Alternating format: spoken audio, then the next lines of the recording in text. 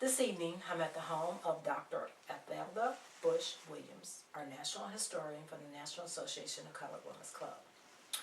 As a member of the Very Ed Culture Club and as the sponsoring club for the Collegiate Chapter Elite on the campus of McKendree University, I'd like to say thank you for inviting me to your home. I have two questions tonight, a few questions rather, for you to answer for me tonight. Could you tell us a little bit about our organization? And then secondly, can you answer some questions about the organization with similar names? And I'm going to like to start out with this first question.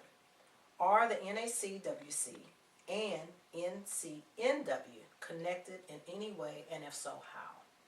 Well, thank you so much for coming, Ms. Sandlin, and for asking those questions, because we are now within Women in History Month, and this is just an excellent time to address those questions because they continue to surface. Yes, we are connected. We are the National Association of Colored Women's Clubs, holds the distinction of being the first national organization for African American women in this country. Organized in 1896, we were forerunners of all other national black women's secular organizations. So, yes, we are known as Mother National, often called that because we had such a broad agenda that other organizations drew from our agenda to form their organizations. So known as Mother National, yes, we do have a connection to the National Council of Negro Women, which has similar letters, but not the same organization. How are we connected? Well, we had a president who served as the 8th president of the National Association of Colored Women's Clubs Incorporated, and that was Mary McLeod Bethune. And Mary McLeod Bethune served her term in office. In fact, she served a little more than that.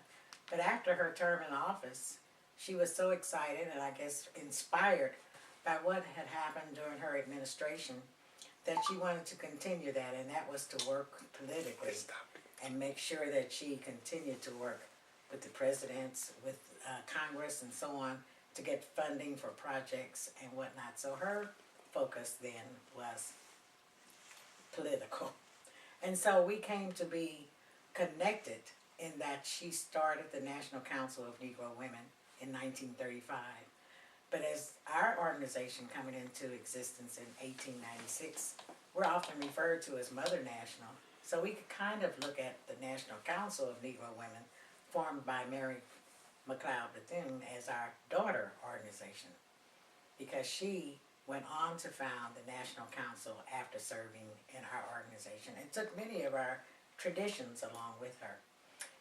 In fact, our colors are the same at this time, purple and white. Thank you for that. Can you tell me a little bit about our organization's agenda? Yes, initially we were organized for the purpose of uniting around some of the unmet needs of the people in our community, centering on anything that would help to lift those people in our community, focusing on mother, home, and child. Anything that related to lifting children. So we provided kindergartens because there were no kindergartens for our people at that time. We had homes for the aged because, as Harriet Tubman kept in front of us as part of our agenda, the need to make sure that we took care of our elderly. We also had homes for children who were runaways, and we worked for education of others regarding health care and so on. So our agenda was pretty broad at that time. And we were uniting together because we had women who had graduated from college, who had much education, many resources and talents, and wanted to use them to lift our race.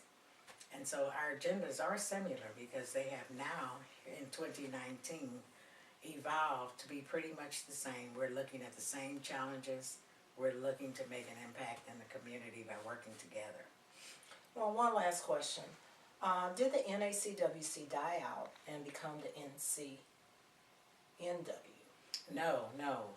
Both organizations are still in existence, and both are working very hard to make a difference in this community. In fact, we are both a part of the National Black Women's Agenda. we are working together to make sure that we can help to build a bridge over which our future, our children, can cross so that they will have a brighter future. And so we're working together, and we can just be reminded of the fact that, as it says in Romans 8:28, all things work together for the good for those who love the Lord and are called according to their purpose. And I believe that the agenda of both of our organizations is one that our Lord would have us to be about the business of doing. Thank you so much. That's the best closing that we can have today. Thank you.